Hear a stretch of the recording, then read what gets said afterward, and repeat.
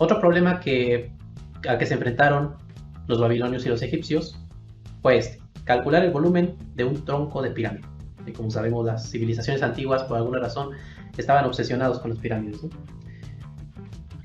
¿Qué es un tronco de pirámide? Bueno, pues aquí tenemos una pirámide que por simplicidad vamos a suponer que tiene una base cuadrada. Un tronco consiste en cortar la punta de la pirámide y quedarnos nada más con esta parte de aquí, ¿sí? Entonces el tronco de pirámide tiene alguna determinada altura, h, y tanto la base de aquí abajo como la de acá arriba son cuadrados, por simplicidad. Entonces aquí mide el lado A, aquí mide el lado B. Ahora, el problema es calcular el volumen de este tronco de pirámide, ¿sí? Seguramente ustedes pueden hacerlo ya con la geometría, la trigonometría que conocen, ¿no? De hecho, aquí nada más tendrían que aplicar semejanza de triángulos y conocer el volumen de una pirámide completa. Y ya nada más a la pirámide grandota le quitamos la pirámide chiquita de aquí, primero calculamos su altura y ya llegamos a la fórmula. De hecho, los invito a que ustedes lo hagan como un pequeño ejercicio de tarea. Pero, ¿cómo lo resolvían las civilizaciones antiguas? A ver, vamos a ver cómo lo hacían los babilonios. Como les decía hace un momento, los babilonios sabían calcular áreas de un montón de figuras, entre ellas el trapecio. Y ellos llegaron a la forma correcta de calcular el área de un trapecio.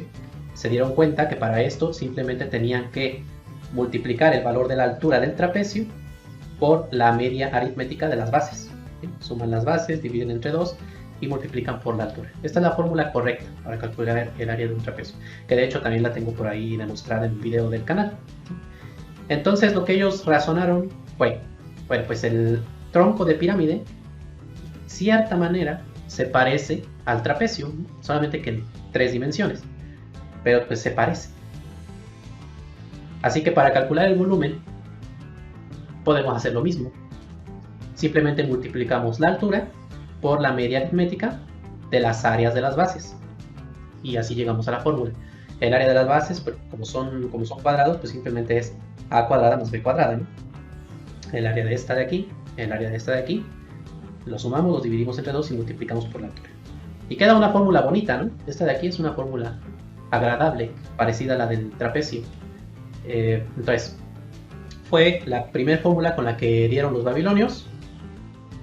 Y por muy bonita que esté, pues no es correcta. Pero eso lo sabemos nosotros ahora que ya disponemos de herramientas de geometría y demás para demostrar cuál es la fórmula correcta. Ellos llegaron a esto simplemente de manera empírica y también con un poco de razonamiento, pero a partir igual de la experiencia. No hicieron ahí ellos ninguna demostración, alguna deducción. Simplemente de manera empírica llegaron hasta aquí. ¿Eh? Más adelante obtuvieron esta otra fórmula.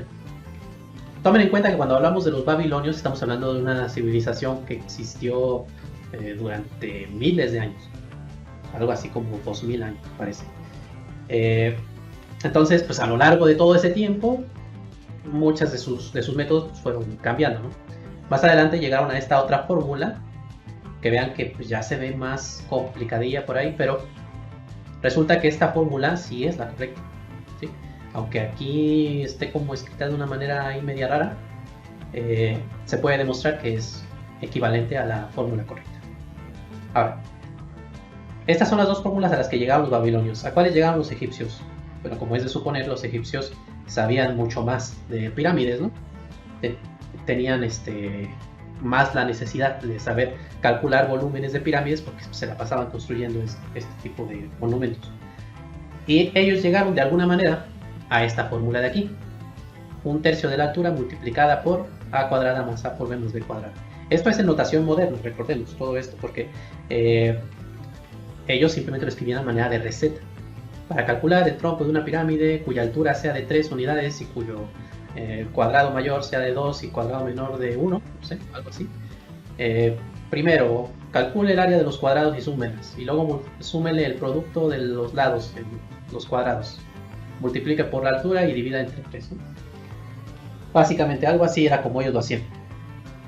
Entonces, si ustedes hubieran estado en la antigüedad y les dan esta fórmula y esta fórmula, ¿quién tiene la razón? ¿Y por qué? Nosotros ya con el álgebra actual podemos hacer aquí todas las operaciones, desarrollar el binomio cuadrado, reducir términos Y ustedes podrían llegar a que esto de aquí equivale exactamente a esto de acá. De hecho, ahí también se los dejo como un pequeño ejercicio. Es un pequeño ejercicio de álgebra. Haciendo operaciones desde aquí, pueden llegar a esto de acá. ¿Sí?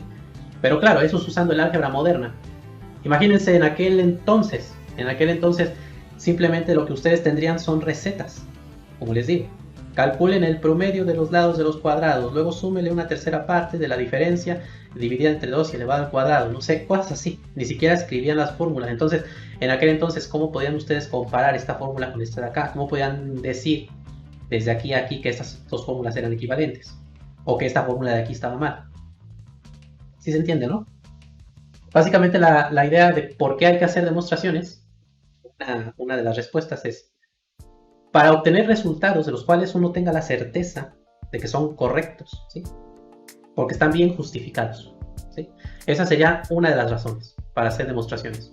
Es decir, no nada más vamos a confiar en los sentidos. A lo mejor la experiencia con el mundo real nos puede dar una idea de cómo podría ser una determinada fórmula, pero luego, mediante simples razonamientos lógicos, partiendo de unos axiomas y demás, podemos llegar al resultado correcto y bien justificado. Esto nos garantiza que si otra persona hiciera el mismo proceso, llegaría exactamente a la misma fórmula, porque todos lo estamos haciendo de la manera correcta, ¿sí?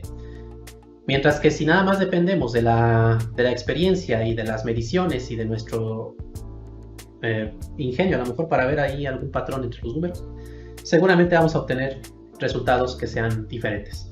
Muchísimas gracias a todas las personas que me apoyan con su membresía en YouTube y en Patreon.